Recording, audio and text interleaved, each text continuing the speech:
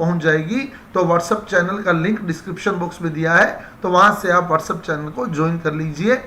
और स्टार्ट करते हैं हमारी आज की क्लास को। विलेन चैप्टर 1 अंतिम लेक्चर, जिसमें बोर्ड एग्जाम 2025 और बोर्ड एग्जाम 2014 को हम लोग डिस्कस करने वाले हैं। क्लास स्टार्ट करने से पहले रूटीन की तरह इस वीडियो को ज़्यादा से ज़्यादा शेयर कर दीजिए, अपने सभी साथियों तक पहुंचा दीजिए। तो क्वेश्चन जो हम डिस्कस कर रहे हैं 2014 की परीक्षा के पहले, सामने आपको स्क्रीन पर क्वेश्चन दिखाई दे रहे हैं। कल मैंने आपको कहा था ये आप अपने आप सोच लेना, क्योंकि बिल्कुल लॉजिकली क्वेश्चन है, कुछ भी नहीं है इसके अंदर। ठीक है, आज हम इनको जो 4 क्वेश्चन पूछे गए ए बै सै दै, ये चारों लॉजिकल क्वेश्चन थे। क्वेश्चन क्या है देखो, जल का वाष्प दाब क्या होगा यदि जल में 1 चम्मच चीनी डाल दी जाए। तो चीनी जो है वो ठोस है और जल जो है वो द्रव है। तो विलायक जो है वो द्रव है और विलेय जो है वो ठोस है। इसका मतलब ये एग्जाम्पल ले रहा है ठोस द्रव विलयन का।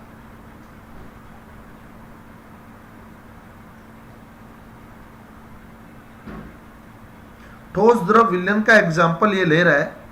और ठोस द्रव विलयन में हमने पढ़ा था, जब किसी द्रव विलायक में, जब किसी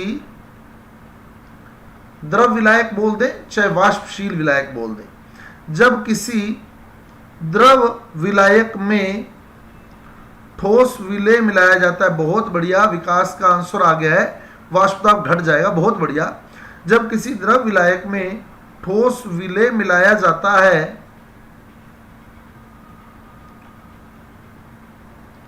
तो उसके वाष्प दाब में कमी आ जाती है। तो क्या होगा, वाष्प दाब में कमी आ जाएगी। जल का वाष्प दाब क्या होगा यदि 1 चम्मच चीनी उसमें डाल दी जाए, तो जल का वाष्प दाब पहले से कम हो जाएगा, वाष्प दाब में कमी आ जाएगी। कारण पूछ लेता तो कारण क्या बताते, कारण भी आपको चित्र सहित समझाया हुआ है। क्योंकि जब किसी द्रव विलायक में ठोस विलेय मिलाया जाता है, जब किसी द्रव विलायक में ठोस विलेय मिलाया जाता है, तो द्रव की सतह पर कुछ अणु जो होते हैं वो ठोस के यानी अवाष्पशील विलेय के आ जाते हैं। तो द्रव की सतह पर कुछ अणु अवाष्पशील विलेय के आ जाते हैं, जिससे वाष्प में बदलने वाले अणुओं की संख्या तुलनात्मक रूप से कम हो जाती है। डिस्कस किया हुआ हमने सारा, हमने चित्र बनाया था ना इस तरह से कि पहले तो सिर्फ द्रव विलायक था, तो सतह पर सारे अणु ऐसे थे जो वाष्प में बदल सकते थे। अब हमने बीच में क्या किया, ठोस मिला लिया, तो कुछ अणु जो है ठोस के आगे, तो सतह पर कुछ अणु ठोस के आगे, जिससे वाष्प में बदलने वाले अणुओं की संख्या जो है वो सतह पर कम रह गई। वाष्प में बदलने वाले अणुओं की संख्या सतह पर क्या रह गई, कम रह गई, जिसके कारण वाष्प दाब में कमी आ गई। तो ये सारा पॉइंट हमने डिस्कस किया हुआ है, तो वही आंसर यहाँ आ जाएगा। अगर रीजन पूछ लेता है तो, अभी रीजन नहीं पूछा तो आपका आंसर इतना ही आएगा, जल का वाष्प दाब कम हो जाएगा यदि 1 चम्मच चीनी उसमें डाल दी जाए। दैट्स ऑल, ये आपका आंसर है। अगला कहता है, अगला आंसर भी विकास ने दे दिया है, बहुत बढ़िया। वरद अणुओं का मोलर द्रव्यमान ज्ञात करने के लिए, वरद अणुओं का मोलर द्रव्यमान ज्ञात करने के लिए कौन सा अणुसंख्या गुणधर्म प्रयुक्त है। तो वरद अणु जैसे प्रोटीन है, ठीक है, प्रोटीन एक वरद अणु है, अमीनो अम्लों का बहुलक है प्रोटीन।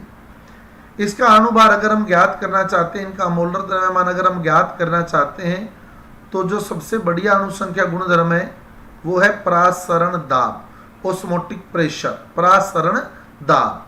तो वरद अणुओं का मोलर द्रव्यमान ज्ञात करने के लिए कौन सा अणुसंख्या गुणधर्म उपयुक्त है, तो वो अणुसंख्या गुणधर्म है परासरण दाब, परासरण दाब, ओस्मोटिक प्रेशर। अगला क्वेश्चन कहता है क्या अणुसंख्या क्या क्वथनांक उन्नयन समान होगा क्या क्वथनांक उन्नयन समान होगा यदि 0.1 मोल सोडियम क्लोराइड तथा 0.1 मोल चीनी को 1 लीटर जल में विलय किया जाए? समझाइए।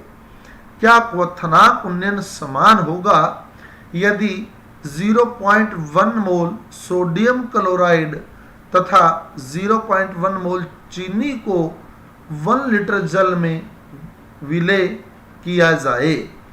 तो क्वथनांक उन्नयन एक अणु संख्या गुणधर्म है। समझाइए लिखा है, तो इसको पूरा एक्सप्लेन करना है। ठीक है, पूरा एक्सप्लेन करना है इसको तरीके से। तो क्वेश्चन कहता है क्या क्वथनांक उन्नयन समान होगा यदि 0.1 मोल सोडियम क्लोराइड तथा 0.1 मोल चीनी को 1 लीटर जल में विलय किया जाए? नहीं, क्वथनांक उन्नयन समान नहीं होगा। हम आंसर क्या देंगे? नहीं, क्वथनांक उन्नयन समान नहीं होगा। अब समझाइए कह रहे, तो समझाना कैसे है? क्योंकि क्वथनांक उन्नयन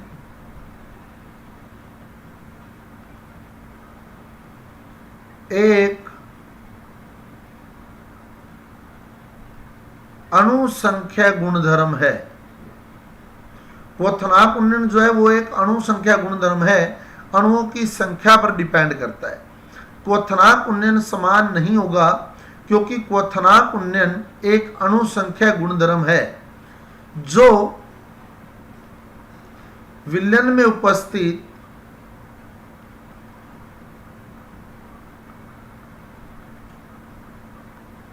विलय के कणों की संख्या पर निर्भर करता है। क्योंकि उसने एक वर्ड लिख दिया, समझाइए, तो हमें पूरा एक्सप्लेन करना है। नहीं, क्वथनांक उन्नयन समान नहीं होगा। क्यों नहीं होगा? क्योंकि क्वथनांक उन्नयन एक अणु संख्या गुणधर्म है जो विलयन में उपस्थित विलय के कणों की संख्या पर निर्भर करता है। सोडियम क्लोराइड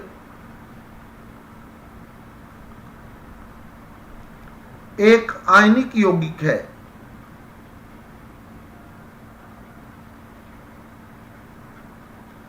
जो Na प्लस व Cl माइनस आयनों में वियोजित हो जाता है।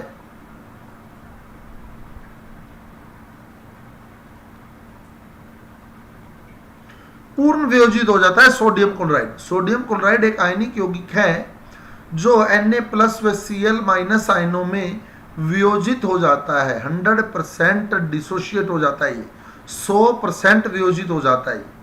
तो जो सोडियम क्लोराइड है वो एक आयनिक यौगिक है, तो वो 100% वियोजित हो जाता है।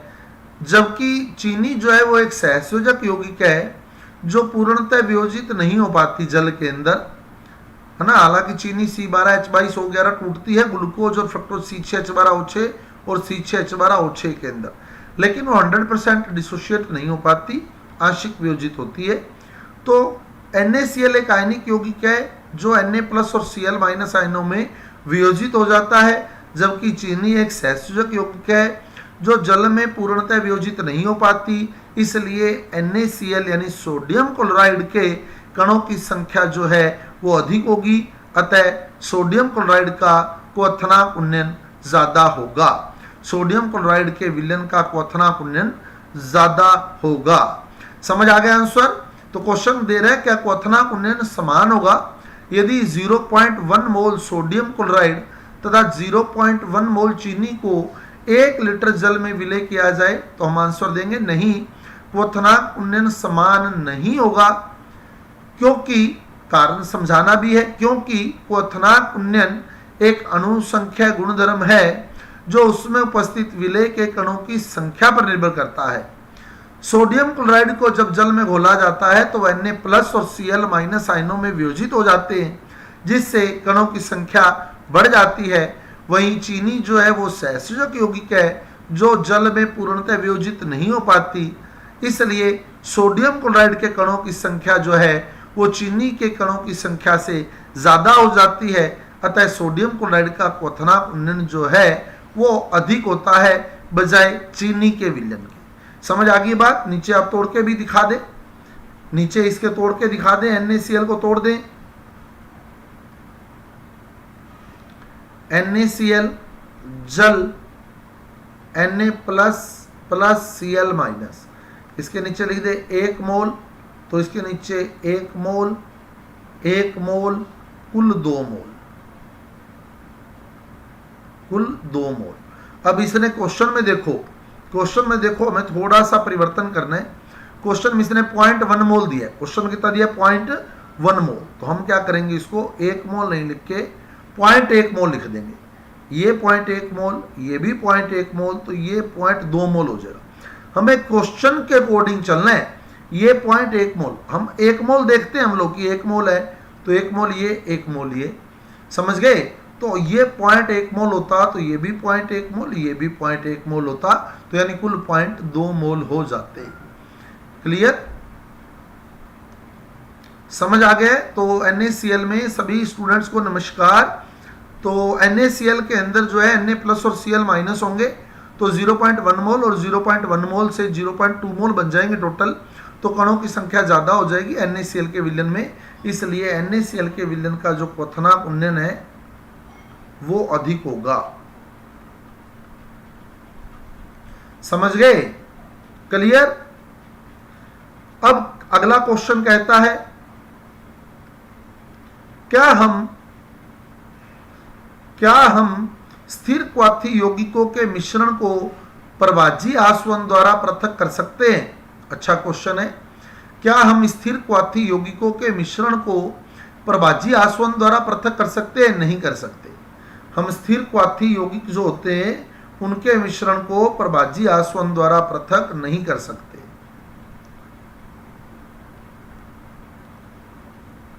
क्यों नहीं कर सकते उसको भी देख लो। प्रभाजी आसवन विधि कब यूज में लेते हैं वो देखो।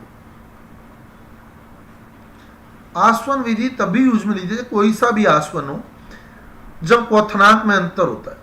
ठीक है, आसवन कई प्रकार के होते हैं, कम दाब पर आसवन, साधारण आसवन, प्रभाजी आसवन, है ना।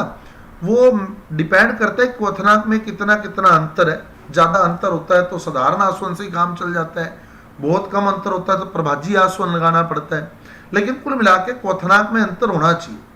तो प्रभाजी आसवन विधि तभी काम में लेते हैं जब क्वथनांक में अंतर होता है, अंतर होता है। और हमने स्थिर क्वाथी के बारे में पढ़ा था कि इनका संगठन विलयन प्रावस्था और वाष्प प्रावस्था में समान होता है। बहुत बढ़िया, विकास ने पूरा आंसर लिख दिया है। स्थिर क्वथनांक मिश्रण को प्रभाजी आसवन द्वारा पृथक नहीं किया जा सकता, बिल्कुल नहीं कर सकते, क्योंकि प्रभाजी आसवन विधि एक्सप्लेन करना है तो आपको मैं बता देता हूं। प्रभाजी आसवन विधि तब काम में ली जाती है जब क्वथनांक में अंतर होता है। जब क्वथनांक में अंतर होता है मतलब एक पहले वाष्प बन जाता है और दूसरा उसके बाद में। जैसे देखो, मान लो मेरे पास दो घटक हैं, अब समझना बात को, इसमें एक A है और एक B है। मान लो A पहले वाष्प बन गया तो हम A को अलग कर लेंगे, क्योंकि A वाष्प बन के ऊपर उड़ गया, फिर इसको इकट्ठा कर लेंगे, A को अलग कर लिया जाता है। ठीक है, A वाष्प बन के ऊपर उठ जाता है, A को अलग कर लिया जाता है, अंदर B बच जाता है। तो इस तरह A और B अलग अलग हो जाते हैं। लेकिन हमने स्थिर क्वाथी के बारे में क्या पढ़ा था? A और B का मिश्रण है। मैंने कहा था अगर ये 4 है, ये 4:1 है, तो वाष्प भी 4:1 में ही बनने वाली है ना।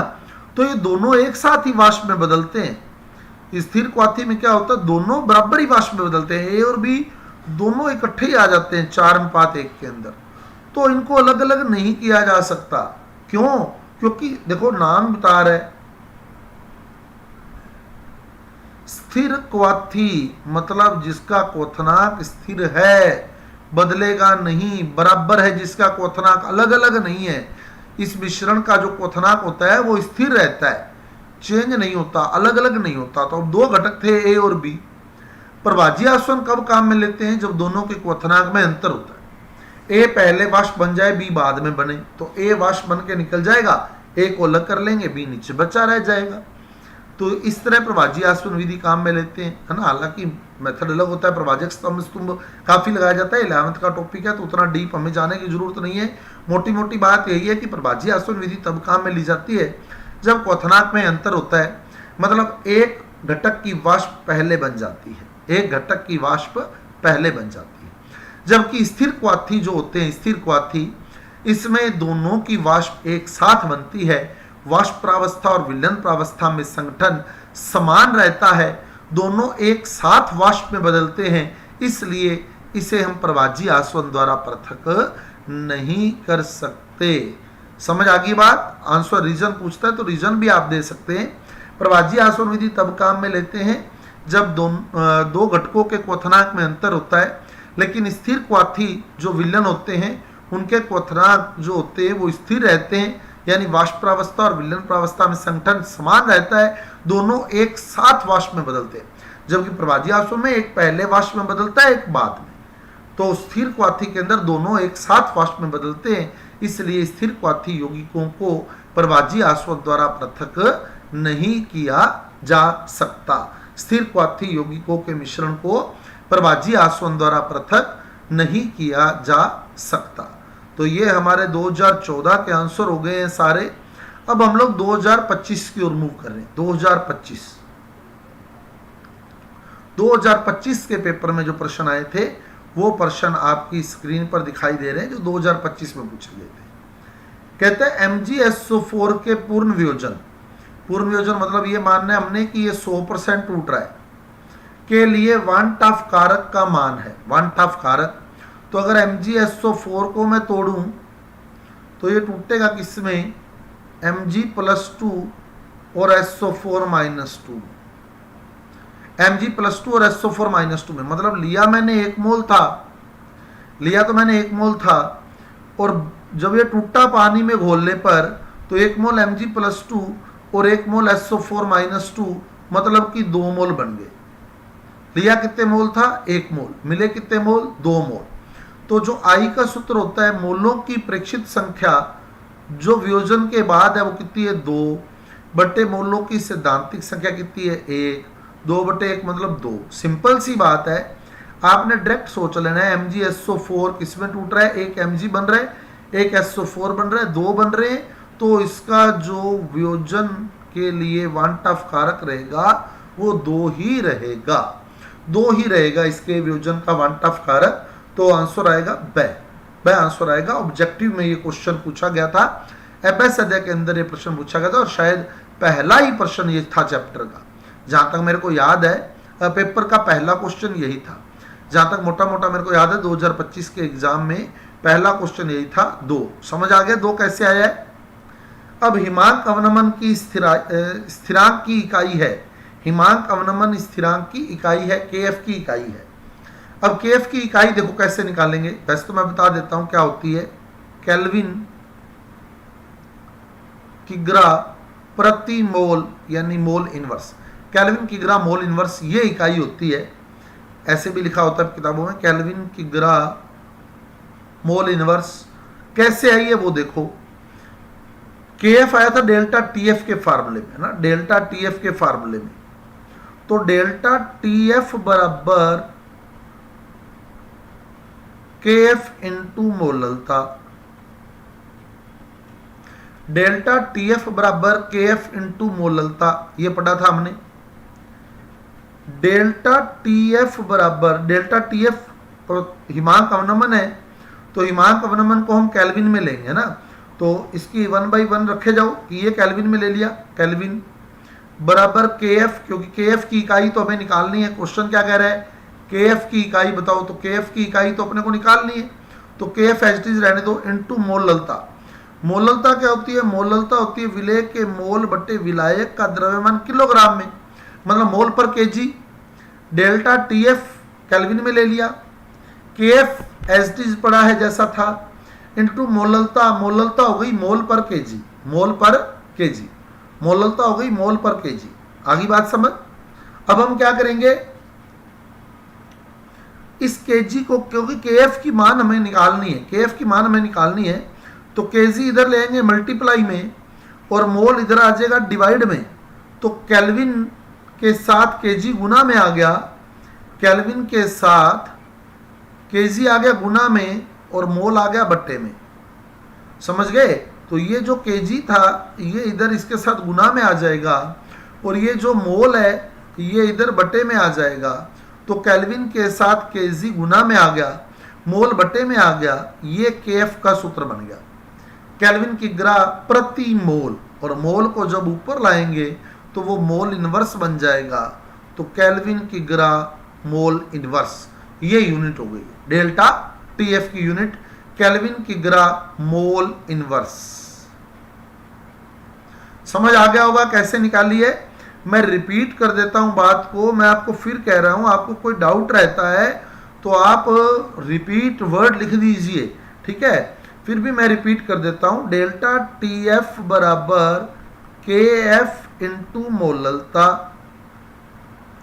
अब डेल्टा टी एफ को केल्विन में लेंगे, के एफ की यूनिट मेरे को निकालनी है, इंटू मोललता होती है मोल पर केजी, मोल पर केजी। अब बट्टे में जो केजी है वो इधर गुना में आ जाएगा। तो के एफ की यूनिट क्या आएगी, केल्विन, केजी आ गया गुना में, मोल आ गया बट्टे में, क्योंकि केजी इधर मल्टीप्लाई में आ जाएगा, मोल इधर डिवाइड में आ जाएगा। तो के एफ बराबर केल्विन, मल्टीप्लाई में आ गया केजी, डिवाइड में आ गया मोल, मोल को जब ऊपर ले जाएंगे तो मोल इनवर्स हो जाएगा। तो के एफ बराबर केल्विन की ग्रा मोल इनवर्स, ये यूनिट बन जाएगी, केल्विन की ग्रा मोल इनवर्स। तो हिमांक अवनमन की इकाई कह दे चाहे क्वथनांक उन्नयन की इकाई कह दे, एक ही बात है। आप यहां लिखेंगे केल्विन की ग्रा मोल इनवर्स, ऐसे भी लिख सकते हैं केल्विन की ग्रा प्रति मोल, एक ही बात है। लेकिन बुक्स में ये दी होती है इसलिए इसी को ही प्रेफर करके चलना, क्योंकि बहुत से जो साथी हैं वो आंसर की को फॉलो करते हैं और बोर्ड में आंसर की में ये यूनिट आएगी केल्विन की ग्रा मोल इनवर्स। उम्मीद करता हूं आपको समझ आ गया होगा यूनिट कैसे निकाली गई है, यूनिट कैसे निकाली गई है क्लियर हो गया होगा। अगला क्वेश्चन था मोललता की परिभाषा लिखी। अब सिस्टमेटिक तरीके से लिखनी है। पहले तो मोललता का सूत्र क्या, देखो मोललता का सूत्र, विलेय के मोलों की संख्या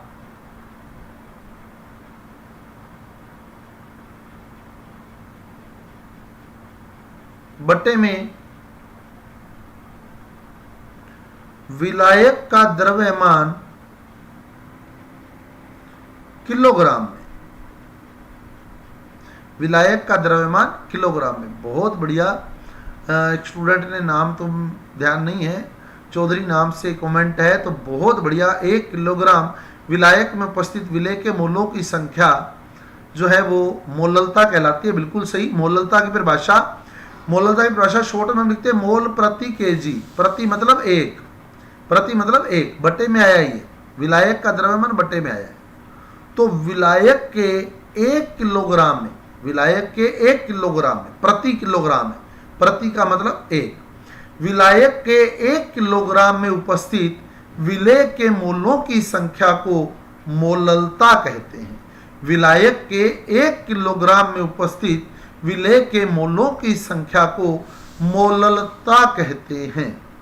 समझ आ गई डेफिनेशन। मोललता की परिभाषा पूछी थी, विलायक के 1 किलोग्राम में, विलायक के 1 किलोग्राम में उपस्थित विलेय के मोलों की संख्या। ओके, ठीक है, कामना बहुत बढ़िया बच्चे, आप लगभग रेगुलर क्लास लगा रहे हैं, अच्छी बात है। तो क्या कहते हैं, मोललता होती है मोल पर केजी। तो विलायक के 1 किलोग्राम में उपस्थित विलेय के मोलों की संख्या को मोललता कहते हैं। समझ आ गई बात, क्लियर है। अगला आता है राउल्ट के नियम का गणितीय रूप लिखिए। राउल्ट के नियम का गणितीय रूप अब मैं बता दूं आपको। राउल्ट के नियम का गणितीय रूप, हमने राउल्ट का नियम क्या था, विलयन में उपस्थित द्रव विलयन के लिए विलयन में उपस्थित प्रत्येक घटक का आंशिक दाब उस घटक की मोल भिन्न के समानुपाती होता है। तो हमने लिखा था P1 समानुपाती x1, तो P1 बराबर P1 नोट x1, P2 समानुपाती x2, P2 बराबर P2 नोट x2। ठीक है, तो ये गणितीय कथन है राउल्ट के नियम का, ये लिखना है, दोनों ये लिख के आने हैं।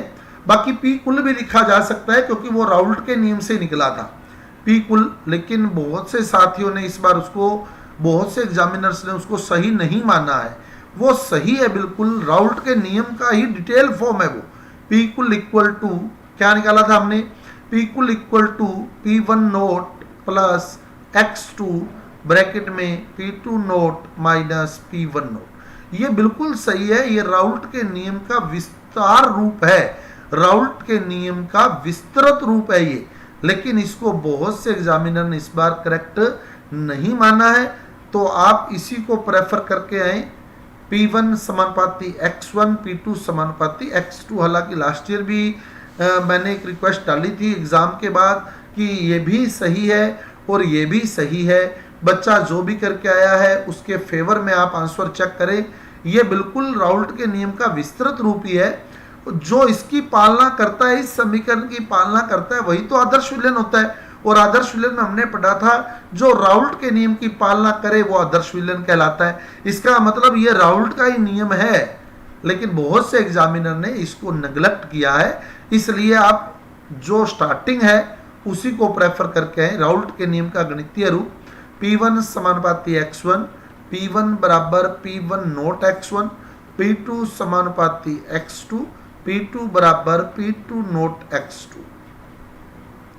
तो ये राउल्ट के नियम का गणितीय कथन आ जाएगा। अगला क्वेश्चन, 4 ग्राम NaOH को जल में घोलकर 500 मिली विलयन बनाया गया, विलयन की मोलरता की गणना कीजिए। 4 ग्राम NaOH को जल में घोलकर, NaOH का द्रव्यमान कितना दे दिया गया 4, NaOH का द्रव्यमान कितना दिया हुआ अपने को 4 ग्राम, मोल बना लोगे, मोल बराबर क्या होता है ग्राम बटे अनुभार। बहुत बढ़िया, राहुल का आंसर आ गया है 0.2 m, वेरी गुड, बिल्कुल सही है, 0.2 m ही आएगा। मोल बना लेंगे, मोल बराबर ग्राम बटे अनुभार, और NaOH का अनुभार होता है 40। NaOH का अनुभार 40 कैसे होता है वो भी देख लो एक बार। NaOH का अनुभार 40 कैसे है, NaOH, Na का 23 होता है परमाणु भार, O का 16 और H का 1, 23, 16, 39 और 1 40, तो अनुभार होता है 40। तो मोल बराबर कैसे बनाते हैं, मोल बराबर ग्राम बटे अनुभार से, ग्राम 4 है, अनुभार 40 है, तो 4 बटे 40 यानी 1 बटे 10 यानी 0.1 मोल, तो मोल आ गया 0.1। अब मोलरता आपको निकालनी है, मोलरता, मोलरता होती है, मोलरता बराबर मोल पर लीटर, मोल पर लीटर, मोल कितने 0.1, और 500 ml के लीटर बना लो, 500 ml के लीटर बना लो, 500 ml का लीटर बनाओगे तो 500 बटे 1000 यानी आधा लीटर बनेगा, आधा लीटर। तो मोल 0.1 है, मोल 0.1 है और लीटर आधा है, आधा मतलब 1/2 है, 2 ऊपर चला जाएगा, 0.1 इंटू 2 करोगे तो 0.2, और बड़ा M लगाना है, बड़ा M, ये ध्यान रखिएगा। मोलरता आप सोल्व कर रहे हैं तो बड़ा M लगाओगे, तो मोलरता आएगी 0.2 m, बड़ा M लगाओगे। तो मोलरता का सूत्र क्या है, मोलरता बराबर मोल पर लीटर, मोल पर लीटर पूरा फार्मूला लिखोगे, विलय के मोलों की संख्या बटे विलयन का आयतन लीटर में, ठीक है, शॉर्ट में नहीं। मोलरता बराबर विलय के मोल बटे विलयन का आयतन लीटर में, मोल सोल्व कर लोगे, मोल बराबर ग्राम बटे अनुभार, ग्राम आपको दिए 4, अनुभार हो गया 40, 4 बटे 40 यानी 0.1, और लीटर हो गया आधा, 500 ml है, 500 ml का मतलब आधा लीटर हो गया, बटे वाला 2 ऊपर चला जाएगा, 0.1 मल्टीप्लाई बाय 2 तो 0.2 m बन जाएगा, बड़ा M लगाओगे मोलरता के। अगला क्वेश्चन, प्रतिलोम परासरण को दर्शाने वाला चित्र बनाइए, प्रतिलोम परासरण को दर्शाने वाला चित्र बनाइए। प्रतिलोम परासरण को प्रदर्शित करना है, वो डायग्राम अपने को बनाना है, तो कैसे बनाएंगे, हम एक पात्र लेंगे जो घरों में हमारे प्रतिलोम परासरण मतलब RO, घरों में जो RO लगा होता है, RO पानी साफ करने वाला जो फिल्टर लगा होता है, उसका फुल फॉर्म रिवर्स ओस्मोसिस है, RO बोलते हैं ना, टीवी में आपने ऐड भी देखी होगी, RO मतलब रिवर्स ओस्मोसिस यानी प्रतिलोम परासरण, प्रतिलोम प्रासन। बहुत बढ़िया, राहुल ने कंडीशन लिख दी है, बाह्य दाब greater than pi. Very good यार, क्या बात है। प्रतिलोम प्रासन की शर्त है बाह्य दाब प्रासन दाब से ज्यादा होना चाहिए। तो हम लोग जब चित्र बना रहे होंगे तो हमने जल का शुद्धिकरण करते हुए दिखाना है, जल का शुद्धिकरण होते हुए दिखाना है, ठीक है।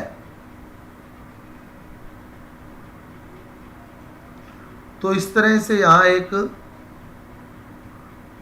टैप लगा देनी है, इस जगह बीचों बीच अर्धपारगम्य झिल्ली लगा देनी है।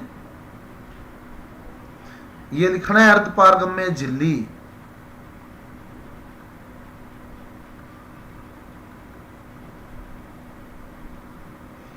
अर्धपारगम्य झिल्ली, इसके एक तरफ शुद्ध विलायक ले लेना है,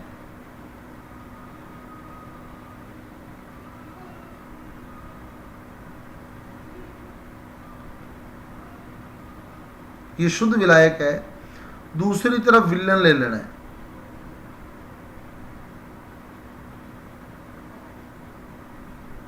ये विलयन ले लेना है, ठीक है। दूसरी तरफ दिखा देना है विलयन। जैसे मान लो समुद्री जल ही दिखा दो, समुद्री जल, ठीक है, समुद्री जल, समुद्री जल, बिल्कुल 22 रिपीट कर दूंगा मैं अभी, ठीक है, कर दूंगा 23 रिपीट, ओके 23 रिपीट कर दूंगा मैं। इसको क्लियर कर लें। तो बीचों बीच अर्धपार्ग में झिल्ली लगा दी है, बीचों बीच अर्धपार्ग में झिल्ली लगा दी है। 20 नंबर भी रिपीट कर दूंगा, बिल्कुल 20 और 23 दोनों रिपीट कर दूंगा। तो बीचों बीच अर्धपार्ग में झिल्ली लगा दी, एक तरफ समुद्री जल लगा दिया, विलयन लगा दिया, दूसरी तरफ शुद्ध विलायक है। अब इसके ऊपर अब पिस्टन लगाएंगे, इसके ऊपर अपने को क्या करना है, यहां पिस्टन लगाना है इस जगह, ये पिस्टन दिखाना है, पिस्टन। और यहां शर्त लिखनी है, बाह्य दाब जो है, यहां शर्त लिखोगे इस जगह, बाह्य दाब बड़ा है प्रासन दाब से, बाह्य दाब इज ग्रेटर देन पाई, बाह्य दाब इज ग्रेटर देन पाई। तो जब बाह्य दाब को प्रासन दाब से ज्यादा कर देंगे तो विलयन में जो विलायक है वो शुद्ध विलायक की ओर आने लग जाएगा। मतलब अगर नमक प्लस जल इधर है तो जल इधर आ जाएगा, क्योंकि अर्धपार्ग में झिल्ली में से सिर्फ विलायक ही आ सकता है, जल आ जाएगा इधर। और यहां से चित्र में दिखाओगे कि ये शुद्ध जल है, तो ये पूरा चित्र बनेगा, ठीक है, ये पूरा चित्र बनेगा। एक बार फिर देख लें कैसे बनाना है हमें। यहां टैप दिखानी है, यहां पिस्टन लगाना है, बीचों बीच अर्धपार्ग में झिल्ली लगानी है, यहां पिस्टन लगा देना है, इस तरफ विलयन दिखा देना है, ये विलयन दिखाओगे ऐसे, विलयन लिखोगे यहां विलयन, यहां विलायक दिखा देना है, इधर लिखोगे शुद्ध जल या जल लिख दो चाहे जल, ऊपर दिखाओगे बाह्य दाब ज्यादा है पाई से, और यहां ऐसे ड्रॉप गिरती हुई दिखाओगे, इसको लिखोगे शुद्ध जल। तब आपका चित्र बिल्कुल सही है। ये लिखा होना चाहिए कि इसमें विलयन लिया है, इधर जल लिया है, ऊपर बाह्य दाब ज्यादा किया है प्रासन दाब से, और इधर टैप से शुद्ध जल निकल रहा है, तभी आपका चित्र बिल्कुल सही माना जाएगा। क्लियर। अब एक बार 20 नंबर क्वेश्चन देख लो। हिमांक अवनमन की स्थिरांक की इकाई केएफ की इकाई कैसे निकाली थी।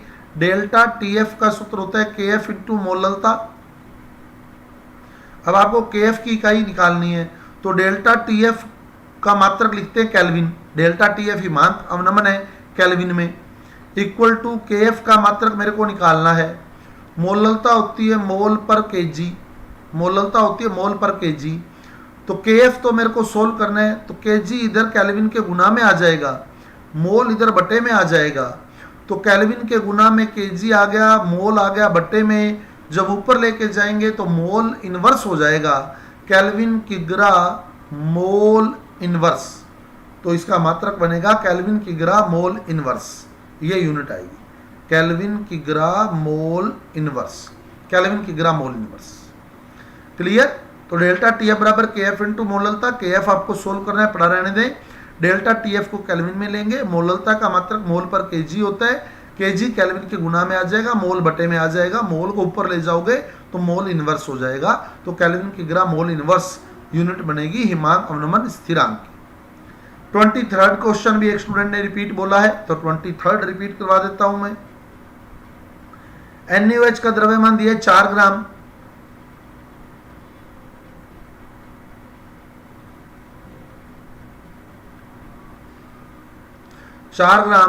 और NaOH का जो अनुभार होता है वो होता है 40 होता है NaOH का अनुभार। तो मोल बनाओगे ग्राम बटे अनुभार से, 4/40 यानी 0.1 मोल बन गए। अब आप आयतन बना लो, 500 ml है, आपको लीटर चाहिए होते हैं, 500 ml है। 500 ml का मतलब 500/1000 यानी 0.5, मतलब आधा लीटर हो गया। सिंपल सी बात है यार, 500 ml दूध लेते हो आप लोग, 500 ml का मतलब आधा लीटर दूध लेते हो ना, तो 0.5 लीटर हो गया, 0.5 लीटर। अब मोलरता निकालनी है। मोलरता का सूत्र होता है मोल पर लीटर, पूरा लिखोगे, विलेय के मोल बटे विलयन का आयतन लीटर में। मैं शॉर्ट में लिख रहा हूं, मोल पर लीटर। मोल कितने हैं 0.1, लीटर कितने हैं 0.5, पॉइंट से पॉइंट काट लोगे, 1/5, 1/5 का मतलब 0.2, बड़ा एम लगा दो, 0.2 एम। नहीं तो यूं भी कर सकते थे सीधा ही, मोल कितने 0.1, लीटर कितने आधा, 1/2, बट्टे वाला 2 ऊपर चला जाएगा, 0.1 × 2 0.2 एम। वो जैसे मर्जी कर लो, आंसर 0.2 एम ही आना है। तो मोल आ गए 0.1, लीटर हो गया 0.5, और मोल पर लीटर करोगे तो 0.1/0.5, पॉइंट से पॉइंट कट जाएगा, 1/5, 1/5 का मतलब 0.2, आपका आंसर आ जाएगा। समझ आ गई ये बात? कोई डाउट है तो आप बता सकते हैं, नहीं तो रूटीन की तरह हमारे वीडियो को लाइक कीजिए, शेयर कीजिए, और अगर अभी तक आपने सब्सक्राइब नहीं किया है तो सब्सक्राइब कर दीजिएगा, क्योंकि एक से बढ़कर एक वीडियो आपके लिए हम लोग लेकर आएंगे। तो कल की क्लास में हम लोग डिस्कस करेंगे रासायनिक बल गतिकी, एक बहुत ही शानदार यूनिट, रासायनिक बल गतिकी। तो रासायनिक बल गतिकी कल हम डिस्कस करेंगे, कल की क्लास में रासायनिक बल गतिकी टॉपिक। तो जुड़ना मत भूलिएगा, कल शाम को 6 बजे के आसपास, 6 से 6:15 के बीच में। बाकी टाइम आपको अपडेट मिल जाता है हमारे YouTube चैनल पर, तो आपके अपने YouTube चैनल पर। तो इसलिए हमारे वीडियो को ज़्यादा से ज़्यादा शेयर कर दीजिए, अपने सभी साथियों तक पहुंचा दीजिए। मिलते हैं कल की क्लास में, तब तक के लिए अलविदा। जय हिंद, जय भारत, धन्यवाद।